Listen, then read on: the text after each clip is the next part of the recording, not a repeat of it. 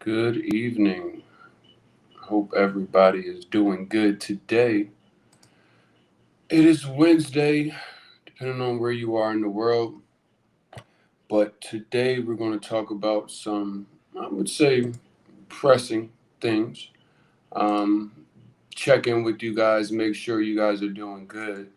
I know there is a lot of pause for cause going on in the United States right now, and depending on where you are, you might see a lot more of it outside of your door. So let the algorithm do its thing, and let's talk tonight about something that I would say is at the top of everybody's mind, whether you're coming out of your mouth and saying it or not, but your mental health.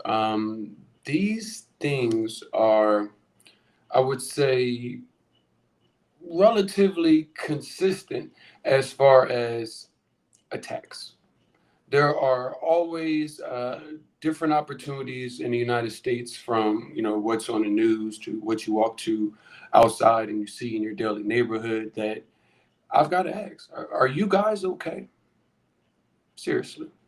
Because a lot of people are just walking around with the face as if everything is fine, and somebody in the United States, I think people say, hey, how you doing? And no one actually waits for you to respond. It's just a thing that people do. And I think that is starting to wear on a lot of people. I know the social media and news right now, I think what I'm seeing in DC is definitely alarming. The military, if you guys haven't been paying attention, seems to be out on the streets of DC, the local streets, because the president of the United States has decided that some things that are going on there deserve the military's attention and attention only. And I saw a clip earlier today. Not going to get into the name, but it's a reputable person. But the person was years ago was saying, they're going to start some point what we're seeing today, and what that looks like once you open the can of worms of militarizing inner city streets because the president said so, over things that may or may not be, I wouldn't want to say run of the norm, but I don't think the military should be involved right now. And that's just my personal opinion. You open the door for a lot of things, and we can easily go on TV and see something and just turn the channel to something not as tough for you. But reality is, it's still happening. And these things, depending on who you are, like I said, DC people, it's at your doorstep.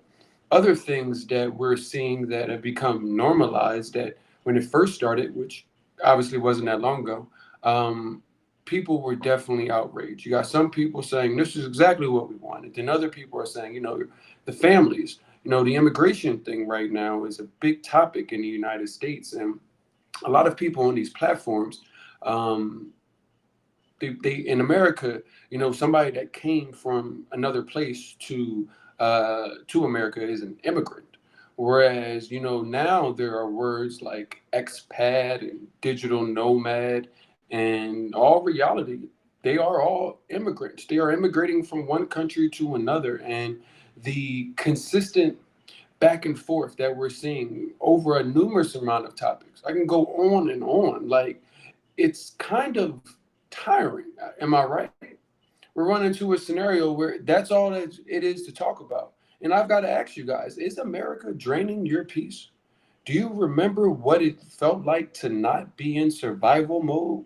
Whether that's finances, whether that's food, whether that's what's going on outside of your household. Do you guys remember what that felt like? I know it might have been a little minute ago. I understand. But you guys deserve the opportunity to have some sort of peace. Peace is designed to give you a stability as a human being. Most people don't realize that, because the way America is set up right now, it tells you got to go to work. And the way that work actually works is you go to work, you get money, and then you have to spend that money on basic things. And they're really only giving you just enough to get a little bit ahead, go back to work again. So it's just a scenario of that's where the rat race term comes from. It's like, am I in a consistent cycle that I feel like I'm walking towards something, but I'm actually just living on a ball and I'm just not going anywhere. These things are important when we talk about mental health because we've got to start where you are today before we can get to what it could be if you decided to leave. Because I know a lot of people are looking to leave and move out of the United States or starting to look into more content that is designed around this topic. How do we move abroad, away from all the drama and the craziness of America? Well, I'll be honest with you. Everywhere has its craziness. Everywhere. So if you're thinking that you're going to leave America and your mental health is automatically going to change just because you're not in America, I wouldn't 100% say that's true. There are a number of things that you're going to have to do even once you get to wherever it is that you go to leave and say, okay, I'm open for these changes. I'm open to allow these things into my life. Because a lot of people in the United States, and I don't blame you, but everybody's got their wall up. Everybody has their wall up. If it doesn't involve me and my immediate family, it's us versus them. And that can be okay in some scenarios, but we forgot that, there's humanity in being a human. So not only caring for your immediate family, caring for the people in the community, and making certain that the people in the community, they're being taken care of the same way you would want your household being taken care of. We forget that often because we've got to be so focused on getting to the money, making certain that we've got enough. So if anything happens, because things aren't as abundant, you look at the numbers and it depends on who you are. You might say, well, I got plenty of money. That's fine. But the average person in America is, one missed paycheck away. These are all things that weigh down on you from a mental health perspective. And most people have their own problems, and nobody, especially because a lot of people aren't even going to therapy, asks, how are you doing? How are you doing right now with it all? Now, obviously, you don't have to answer me, but it's a question for you. It's a question for you to be able to set the tone, set the mood for what is it that my mental health needs. Yes, I told you it's not 100%, but I guarantee that wherever you go, there's certain things that have become normalized in the United States that aren't necessarily present across the board in other countries. Give you an example. Um, the mass shootings, do they happen in other places? Yes. Do they happen at the rate and abundancy of the what is going on in the United States? No, not at all. These things, especially in big cities, these things aren't being done at the rate that we are normalized to do so. And if you guys are old enough to remember, I'm 38 years old, and you remember when the school things started happening. I think the first one was Columbine. And it was how can we allow this to happen to our children? We sent them to school and one of the other kids got upset. We have seen that to turn from never again to um, other kids being upset, adults being upset, and turning into normalized tragedies. And these things are all weights. I was telling somebody, I was in Punta Cana and we were at the spa, at the hydrotherapy, and I met this older couple. And I think they were like from Atlanta, but living in like Germany or something like that. One of their kids. Anyway, I say that is because talking to them and realizing that this entire mental thing is generational. You got people that are at retirement age that are still inundated with the same things that 38-year-olds are or 25-year-olds are because we're all in the muck together. And you've got to ask yourself, are you ready to unmuck it? Are you ready to get a better understanding of Does my mental health have to be what America dictates to me? Or are there other things and other people and other places that can be better servant to me as far as who I am and who I want to be surrounded by? It's only a question that you can answer for yourself, but you got to think, what is life like abroad? What is life like outside of the United States? You might see what is depicted on the TV and on the internet and say, well, I know what life is like is in the United States. There's third world countries and there's dirt roads and all of these things.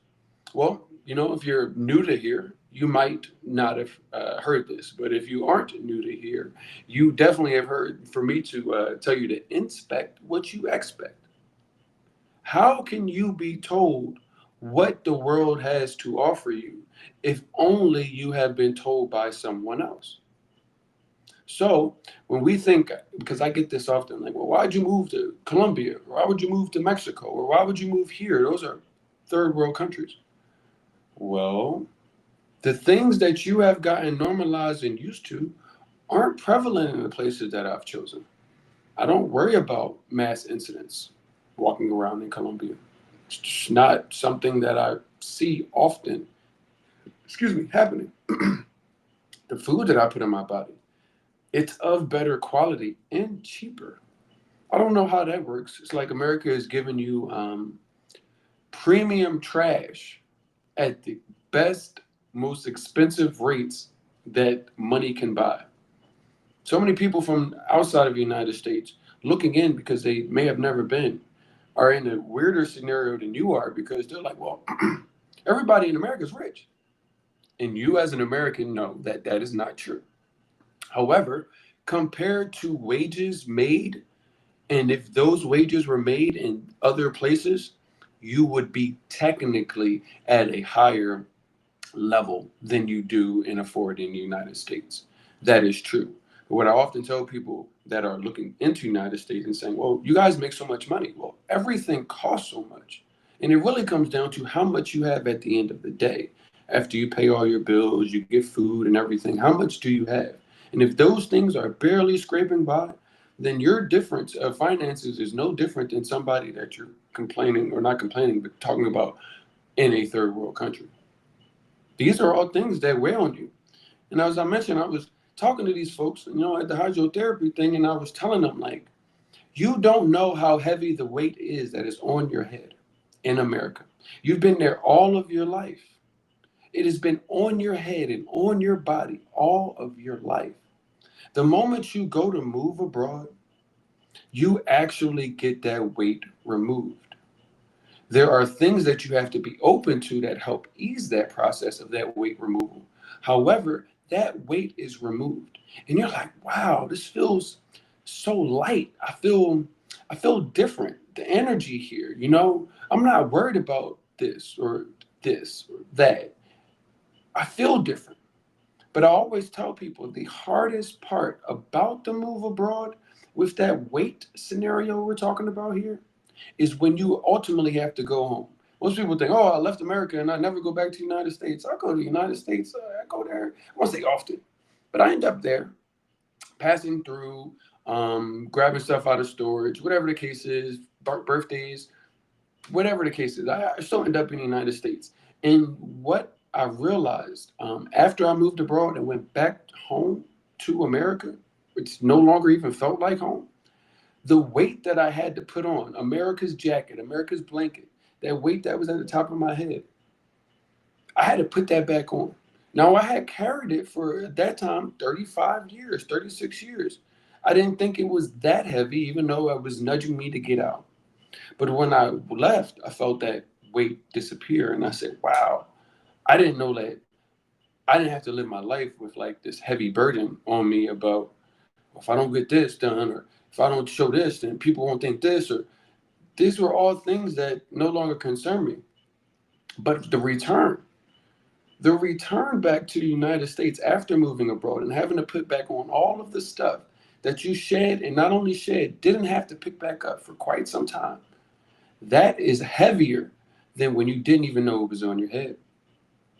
Now we're talking about when you leave. But I'm trying to point out something that you guys don't even realize, that the weight that is on you by living in America right now, it is actually causing you to look at people like myself that you don't even know, trying to figure out, is there a way out? Is there something that I'm missing?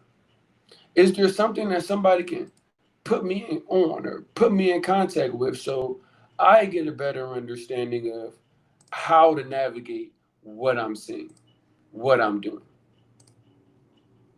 These are all realities that you are currently dealing with as an American living in the United States.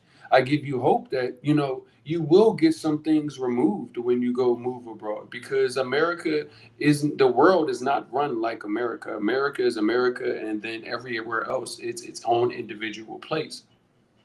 You guys haven't been taught that in the way where it frames the world as its own sovereign places. Oh, we're just waiting for humanitarian aid. Like, these people and places and cultures are already thriving. They already have their own cadence. Nobody in the world moves at the pace of America. They just make so many billionaires in America outside of like the oil money that they've got to keep all the people in America running at the speed of light just to make certain that Jeff Bezos and these other people have a 150, $200 million toy boat. These are things that we're running into and we're seeing, and I'm like, are you guys okay? It's okay if you're not. This conversation is hopefully giving you some understanding that you are not alone. Because a lot of people are actively feeling like I'm alone. Now, when I think about one thing, when I talk to my people, the interactions with the police, because I started this conversation off with the militarization that is going on in DC. And I'm not saying that places don't have police that aren't interesting. I won't even say the C word. I'll say they're interesting. I will say that. But America has a certain brand. It has a certain brand of all of its BS that is just one of one. America's got its own brand of racism. There's nothing like American racism. It's as American as apple pie. It's a certain twinge of racism that is in the air in America that you don't really see in other places. I tell people the first time I ever got treated as an American, I was actually abroad. I grew up in Philadelphia. I never really felt like an American. I think the only time I ever really felt like an American was every 4 years in the Summer Olympics. Not every 2 years, because the Winter Olympics wasn't nobody in there, at least of us. Whereas the Summer Olympics, I'm like, yeah, let's go USA. But after those couple of weeks, back to the norm of what it is that we were seeing outside. And so many people are probably in the exact same scenario and have never felt that American spirit, the American pride that so many people outside of America think that Americans have. Don't get me wrong, because some people love America. I'm not bashing you if you do. That's your choice. I'm just saying that the first time I ever really felt like an American was abroad. And there's a two-part scenario when we talk about this mental health thing, because I told you, you got to live with where you are today and how you're feeling, what's going on around you. But you also have to consider the future and hope for a more positive future. But being faced with things that I wouldn't say are negative, but what do you do with privilege that you never exercised? Do you become an evil person? Do you take all the advantages that you have and exploit and go about gentrifying places that will openly accept you if you don't come here with a colonizer spirit? Or will you do the right thing and say, okay, let me learn, let me be open, let me not bring myself and all the Americanness that I didn't even realize that I have somewhere else and expect it. Because you're going to shorten your time abroad and shorten the time and places that you have, because you're not going to be having a good time. The thing with the United States is it is best at this point, the way things are operating, to have your drawbridge all the way up here. The way that things are, it's probably best, but at the same time, you could obviously see why having a drawbridge and not letting people in or out could be difficult as well. We're seeing people turn a blind eye to other people in their community and not realizing, okay, well, once they're all gone, you think that they're just going to stop. No, things continue to progress. So it might not be your door or your street or your neighborhood now, but it could be those things in the future if the agenda is considered. My grandmother, my 90-year-old grandmother called me for my birthday. She's actually older than 90. She called me for my birthday and she said, do you still have that beard? I said, yeah, because I have no hair on my head. That's about all I got. She said, well, you probably need to stay out of Philadelphia because the way you look, I don't want immigration to come and start asking you a bunch of questions. And I'm like, that is your concern? A 90-plus-year-old grandmother is concerned of that because that is what she has lived to see. Now, consider somebody 90 years old. They've been through, my grandmother was born, I think, 1933. So she went through post-depression era with parents. She went through civil rights. She went through so many things that she had to see. And now she's saying, people, she knows I'm an American. You might be caught up in something, so maybe you should just stay where you are. And I'm like, that's why I say this is multi-generational. The weight of America is way too heavy. And a lot of people are looking to shed that weight, not realizing just how heavy and how deep and inundated with the BS in their life that they are to this day. So it's just like, when do you wake up? Because if you think that tomorrow is going to be the day that all this snaps out of it, so many people are saying, well, I'm just going to leave until he comes back. I'm going to leave America until the current president is gone. If you are not paying attention, that even theory is a theory that he is trying to test the validity of. Does he have to leave? These are things that I would say, oh no, it's just talk. Well, we heard what we just was talk in November and then came to fruition come after January. How many more times can you go to the slot machines and to the craps tables and gamble with your life in considerations that maybe in 4 more years you don't know what America looks like? Now, don't get me wrong, not everybody can leave. I'm cool with that. This is for the people that are looking to leave. So if you're not looking to leave, then this all might sound like somebody that is just, I'm not talking to you. I'm talking to the people that are looking to leave. The people are like, is this possible? Is this a reality? Well, some of these conversations are in regards to action items, steps, things you can do and take. We'll get to those things, but some of these conversations need to be centered around you and where you are and understanding that it is okay not to be okay. Give you a person, at least one, if there's no one else, that really genuinely asks, are you okay? Ask you to sit with that and think about that. And then hopefully be stimulated and inspired by something in this conversation, whether it's hope that on the other side, there's things for the people that can't leave but are still wanting to leave. What can you do while in the United States to better serve your mental health, considering everything that is coming at you every day?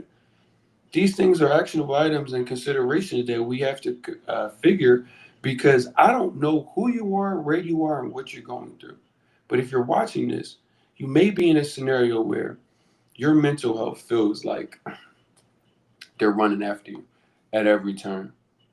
Now, a lot of people ask, can you start healing your trauma faster outside of the United States? I would say depends on what your trauma is and where you are and looking to get rid of that, and not get rid of it, become better. It's not something that you're ever going to get rid of. It's something that you learn, you accept, you figure out ways to move forward.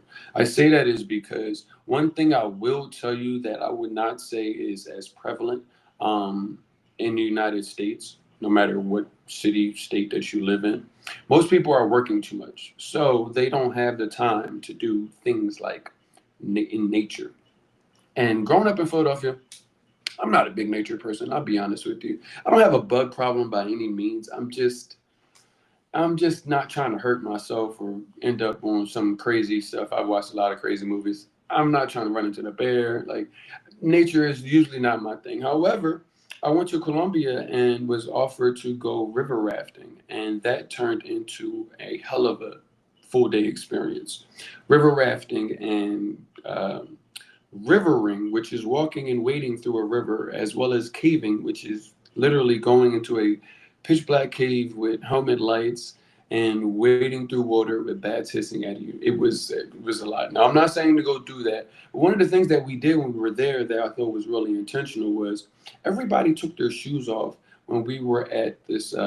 Once we got done river rafting and between getting to the cave portion, and we took our shoes off and we sat on the ground and grounded ourselves. And I don't think most people, now some of you guys know what I'm talking about, but I don't think most people realize that the energy in the world, the energy in you, um, there's a frequency that goes on there. And I remember the feeling that it was not only in my own self, but just in community with others, having the same experience and getting out into nature, conquering fears that you might not even know that you had. These were all things that I wasn't I didn't have the access to do. And I say, yes, you could have went to plenty of these things in the United States, but I just didn't have the time. And when I did have the time, I'm like, I'm either tired or I want to do something like fun that I wouldn't think to go into a forest or river rafting.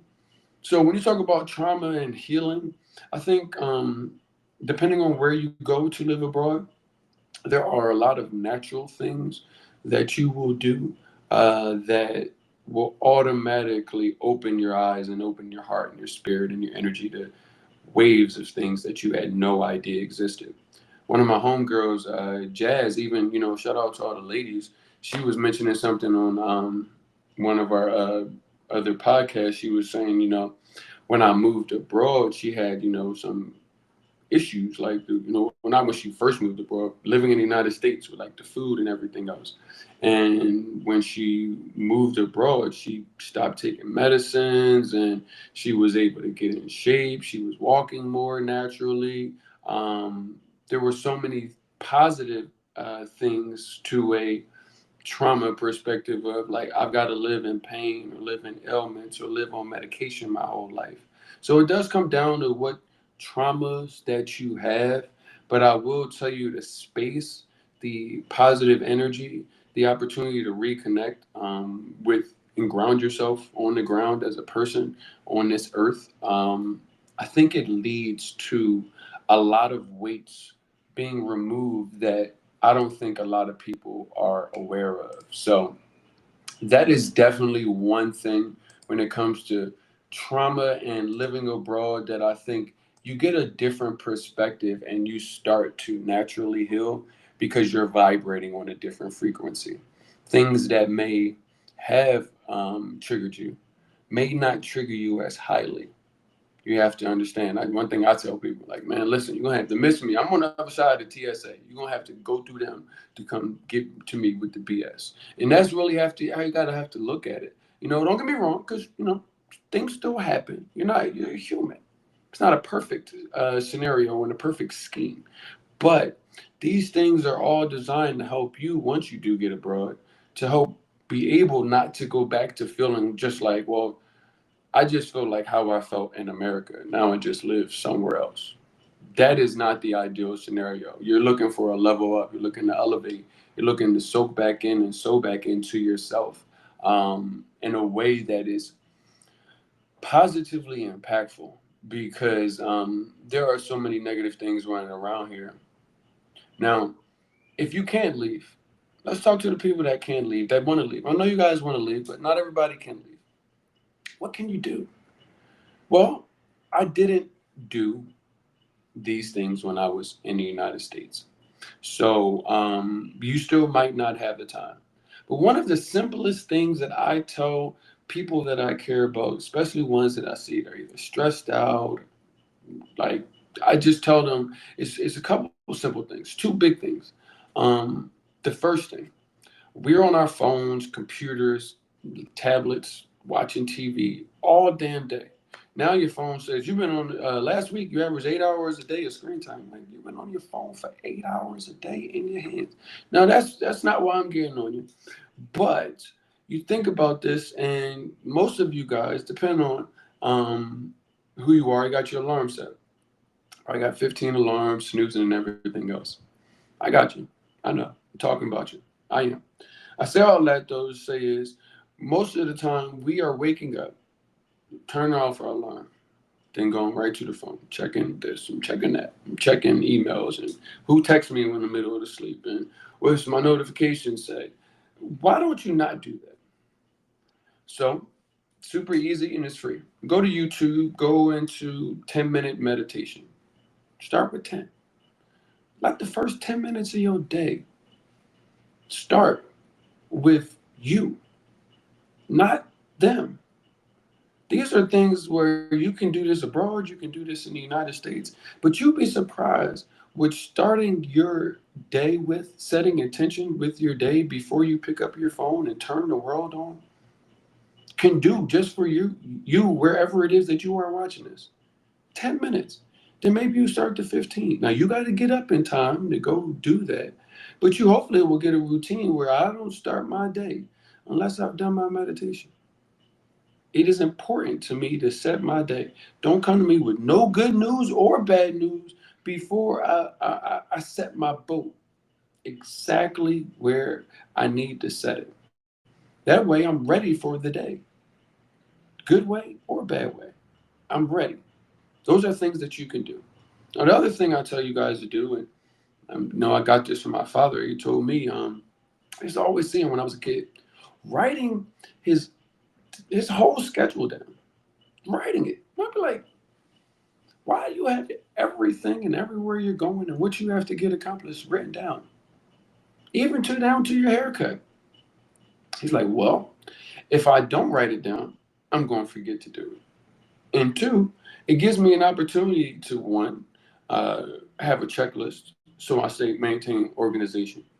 Two, sometimes we forget about something that's really big, but it's small, which is the small wins. Imagine if you have a checklist of 10 things and you're able to, that you have to do for the day. And you get up early and you're able to accomplish all 10 things by 11 o'clock because 11 a.m. because you were intentional. Would you not feel accomplished? Revel in that. These are things that we need to do because the world is hard enough. You need to take your little small wins. I'm not talking about participation trophies. I'm talking about execution. Whatever it is, pick up my kids from school. Uh, um, uh, Take 10 minutes to work out. Uh, uh, Go to work. After work, I need to go to the grocery store. These are all intentional things that you can follow.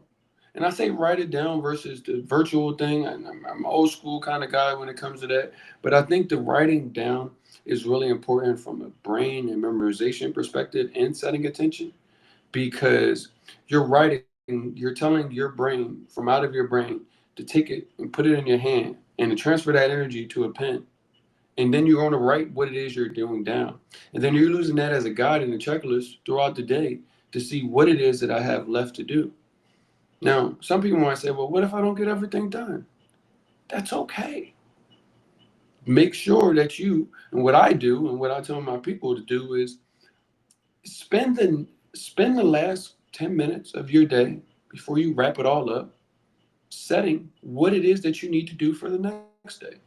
Now, you might walk away from it once you get done and come back to it maybe an hour later. It's like, oh, yeah, I forgot I need to do this. But you're inundated enough with negativity, with work, and everything else. How can you keep all of this in your head? So when we talk about like unscrewing all of this craziness regarding mental health in the United States, yes, moving abroad, that can definitely help. There's certain things in the United States that don't go on. But what can you do here? What can you do today? These things are actionable items that you can take from this conversation right now and start implementing and start seeing improvements almost immediately. You will see improvements because it's the intention. People always say the word manifest, manifestation. I manifested this, I'm manifesting that. When you talk about energies and manifestation, those things go one and the same. It's almost like a seeing is believing. If you think it, It can be, but you have to be intentional. Mental health is relatively the same way. You need to be intentional about your mental health. Put up guardrails and parameters, things that will protect you as well as help you navigate as you are going to run into challenges, as you are going to see things on TV, see things in your neighborhood, in your community, on your phone with your friends, your family, things on social media, and it's going to be like a lot. But when you set the intention of, well, I'm not going to spend this amount of time, and I'm going to curate my feed or my algorithm to only show these kind of things. These are things that you can intentionally do because you are trying to vibrate a little bit higher. So when we get into this mental health thing, do you see how multi-layered it is? I'd be remiss to only talk to you about what you can do living in the United States and then only talk to you about living abroad. We got to blend these things together because it's a two-part scenario. It's a two-part wake-up call to what can you do? Now, one question that I always get is what countries are the most black people friendly? I think that is a relatively loaded question. And I'm not saying it's loaded because it actually is, but more so because it's loaded because black is starting to shift. If you've been seeing the United States, not United States, the internet, it is starting to get a little weird. And black has always been black in my household and where it is that, I subscribe to. However, you starting to consider people saying that I'm a free black person and all my generations are not from Africa, we're from America. And then, you've got the people that are from Africa. And then you've got the African diaspora from the Caribbean to Latam to different places, even in the Middle East. There are generations of diasporic Africans that have moved to Middle East and have been there. So when you talk about where is the friendly place for a black person, I told you earlier, the first time I ever got treated like an American was abroad. I didn't really know that I was going to. I'm like, hey, I'm black. They're like, nah, you American, bro. What are you talking about? It's like you are a gringo, and I'm like, so me and him, we the same. They're like, yup, todos gringos. Hmm. That was eye opening for me. So that bubble is going to get popped. I'm gonna say relatively immediately once you get into the culture and the people in the streets, because where it is it the safest or best for black people? I think that comes down to a numerous amount of things. Hold on, we got a chat here. Hey guys, what's going on? Um, it comes down to a lot of these things because you as an individual, I told you about taking America with you. If you take America with you, either knowingly or unknowingly, you are going to run into a scenario where you're going to get, I would say, negatively treated like an American, expecting things at the pace that you want them to, expecting people to speak English. The best, and by say best, I mean absolute worst. The worst thing that I always see is you don't speak Spanish, so you raise your voice in English to communicate with somebody that only speaks Spanish. And most people don't realize that these are the behaviors and the things that happen until you see them or you actually are the person doing them. So we've got to set the mood and set the tone of how are you coming out of the United States? That's also why we have a lot of these conversations so we can help educate on better ways to integrate and immigrate. You might not want to believe it, but the moment you leave the United States and start to look elsewhere, you are an immigrant. You can call yourself expat. The immigrant word is the root word. Expat, digital nomad, world traveler, all comes from the I word. Just so we're all clear about that. I have no problem with people coming to the United States. I have no problem with any of this stuff. The problems that I have is what's going on with immigration and people getting treated that way. Those are my issues. But you guys are definitely in a scenario where you thinking about, well, what's the best place for a black American and not realizing that you black American, you're like a like a little privileged little, like a little duckling. Like but you're privileged in a way that you've been coddled all of your life, and then you're in this like snow globe, and you're like this perfectly lily white thing that has no scuff on them, has no understanding of anything outside of the world.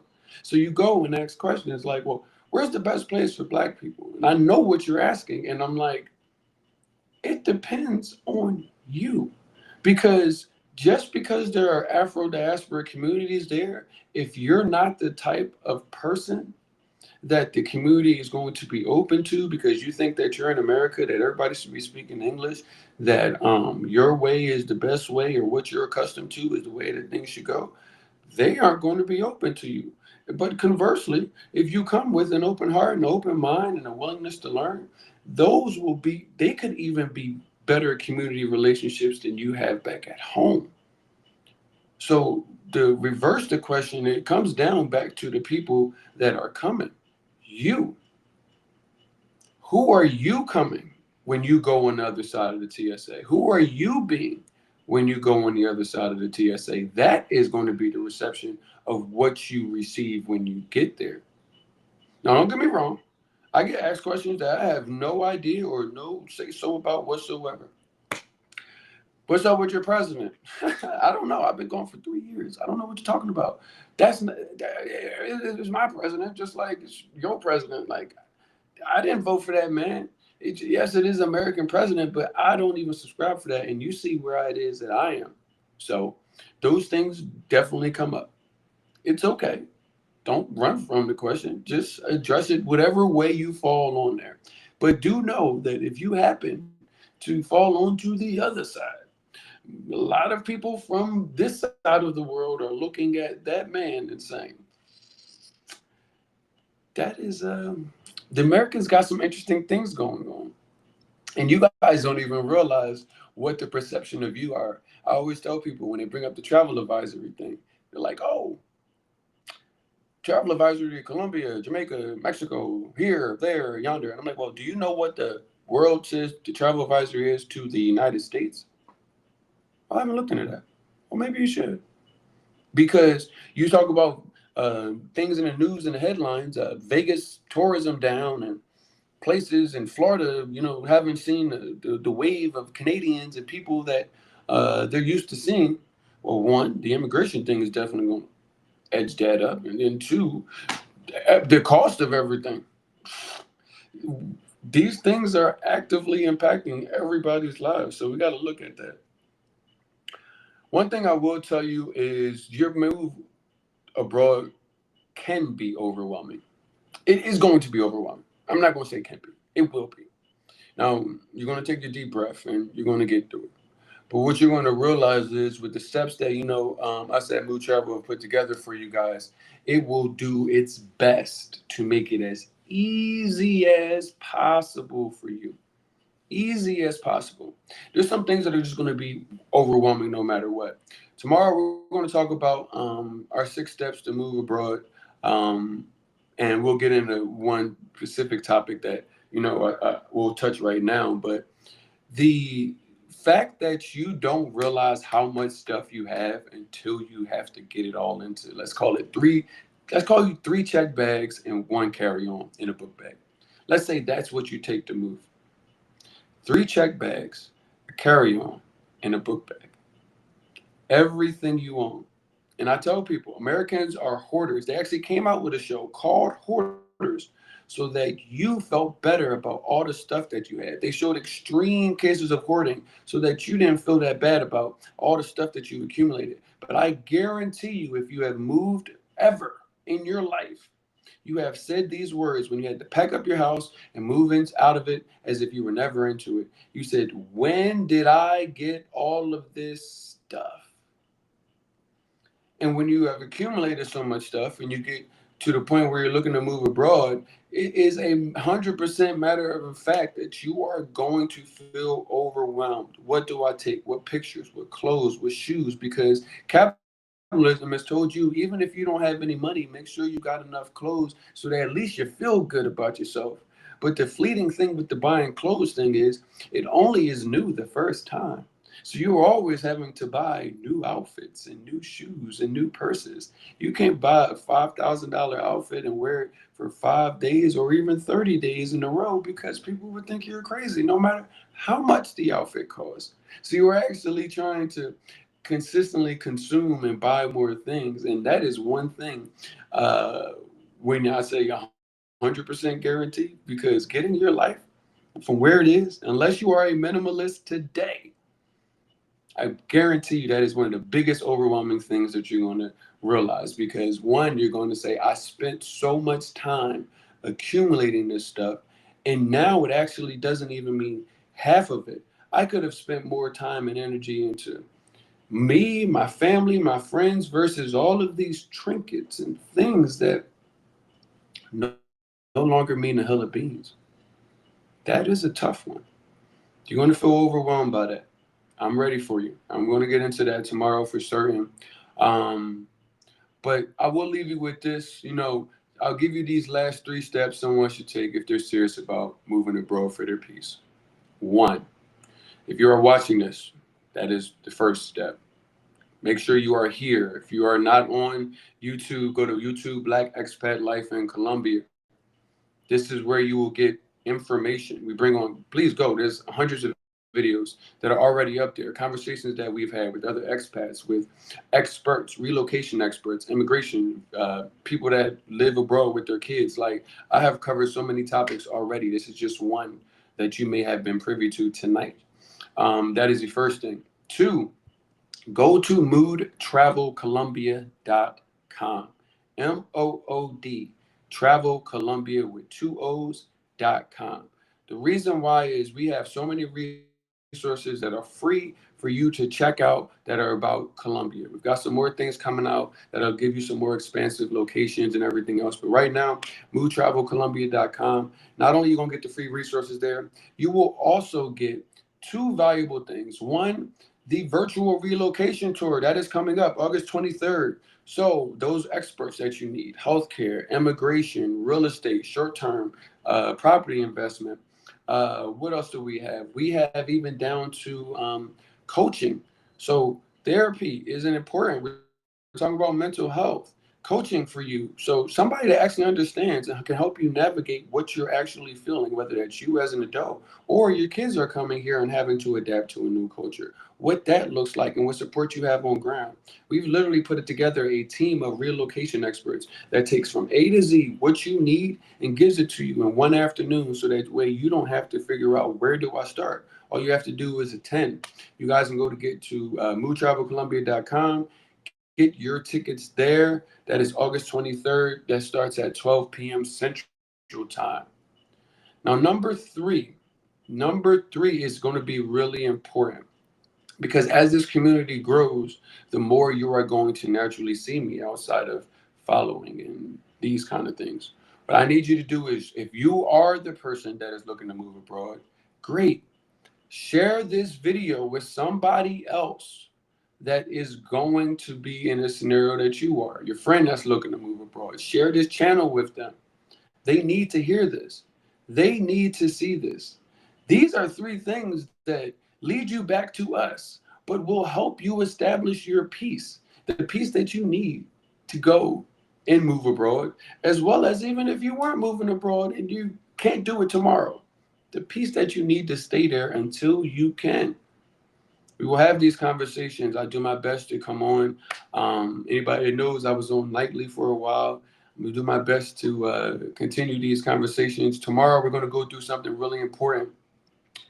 The 6 steps that you need to move abroad. I told you guys I'll give you action items, but the conversations are really important because you have to know that, one, I'm a real person.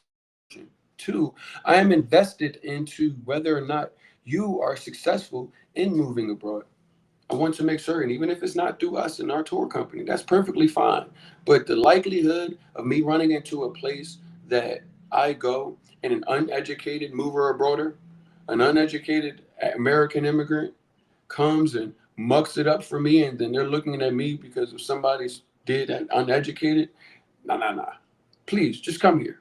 I will do my best to bring not only myself and my expertise, other people's expertise and understanding of what this community-based living is, moving abroad, living abroad, becoming a part of the culture, the community, the language, the food. These things are important to both me, you, and the community that you are looking to become a part of. Tomorrow, we'll be back here at 6 p.m. Eastern. Make certain you are setting your reminders. Make certain you are following so that you get a reminder. And as always, I appreciate you guys, man. It takes a lot to sit here for a little bit. Maybe you know me and know that I'm going to give you something good. Maybe you're just tuning in, finding out what this platform is about. Whatever it is, I'm glad that you are here. I'm glad that you are doing smart things. If you're looking for things on how to move abroad, you're going to the internet and sifting through all of the videos to find just that one person or just that couple of people that will allow you to frame your move in a way that is palatable to you, in a way that gives you actionable items, trusted resources, vetted resources, things that you can land on both virtually as well as in country that put you at ease, whether it's you by yourself or your family. As always, my name is RJ Mood. I appreciate you guys. Y'all make sure you guys stay safe. United States is giving you enough problems. You guys hopefully heard something today that will help you in your mental health and dealing with what it is that you may see in the United States, preparing for what you may be experiencing should you go to move abroad. These things are on the horizon. I look forward to speaking to you guys tomorrow, and y'all take it easy. I'll see y'all soon.